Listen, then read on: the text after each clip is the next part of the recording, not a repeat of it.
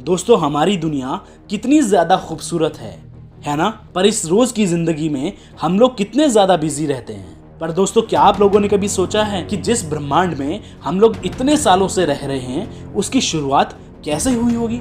जितनी भी ये घटनाएं हुई है, उन सब की शुरुआत कहाँ से हुई होगी? लेकिन फिर वैज्ञानिकों को पता चला कि हमारा ब्रह्मांड चारों ओर से फैल रहा है और हमारा यह ब्रह्मांड हर सेकंड साइज में बढ़ता जा रहा है। तो ये जानने के लिए कि इस ब्रह्मांड की शुरुआत कैसे हुई होगी, इसके लिए हमें समय को थोड़ा सा रोकना होगा और थोड़ा सा पीछे जाना होगा।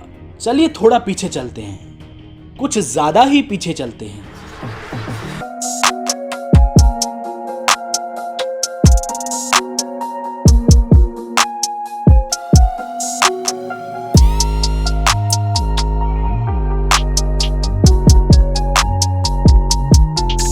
बहुत ज्यादा मुश्किल है कि ब्रह्मांड कितना बड़ा हो सकता है।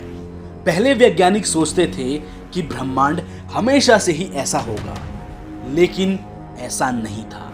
दोस्तों, ब्रह्मांड का जन्म एक महाविस्फोट के कारण हुआ है। लगभग 12 से 14 अरब वर्ष पूर्व संपूर्ण ब्रह्मांड एक परमाणविक इकाई के रूप में अति संघनित यानी कि कंप्रेस्ड था। उस समय समय और स्थान जैसी कोई भी वस्तु अस्तित्व में नहीं थी। लगभग 13.8 यानी कि 13.8 अरब वर्ष पूर्व इस महाविस्फोट से अत्यधिक ऊर्जा यानी कि एनर्जी रिलीज हुई और हर 10 से 20 सेकंड से ये धमाका 2 गुना बड़ा होता गया। दोस्तों, ये ऊर्जा इतनी अधिक थी जिसके प्रभाव से आज तक ये ब्रह्मांड फैलता जा रहा है। इस धमाके के लगभग 3 लाख साल बाद पूरा ब्रह्मांड हाइड्रोजन और हीलियम गैस के बादलों से भर गया था।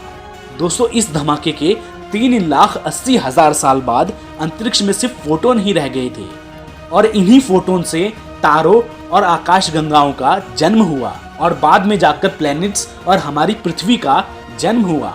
और यही महाविस्फोट यानी कि बिग बैंग का सिद्धांत है।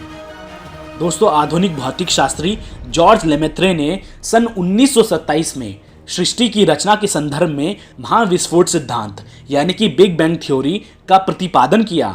इस सिद्धांत के द्वारा उन्होंने दावा किया कि ब्रह्मांड सबसे पहले एक बहुत विशाल और भारी गोला था, जिसमें एक समय के बाद बहुत जबरदस्त धमाका हुआ और इस धमाके से होने वाले टुकड़ों ने अंतरिक्ष में जाकर धीरे धीरे तारों और ग्रहों का रूप ले लिया। उनका ये सिद्धांत एल्बर्ट आइंस्टाइन के प्रसिद्ध सामान्य सापेक्षवाद के सिद्धांत पर आधारित था, लेकिन उस समय इस सिद्धांत को आलोचकों द्वारा अनसुना कर दिया गया। सन 1929 में एडविन हब्बल ने लाल विचलन यानी कि रेड शिफ्ट के सिद्धांत के आधार पर पाया कि ब्रह्मांड फैल रहा है और ब्रह्मांड की आकाशगंगाएं तेजी से एक दूसरे से दूर जा रही है। इस सिद्धांत के अनुसार पहले आकाशगंगाएं एक दूसरे की ओर यानी कि पास रह रही होंगी और इससे भी पहले एक दूसरे के और अधिक पास रही होंगी। और यह सिद्धांत आइंस्टाइन के अनंत और स्थैतिक ब्रह्मांड के विपरीत था।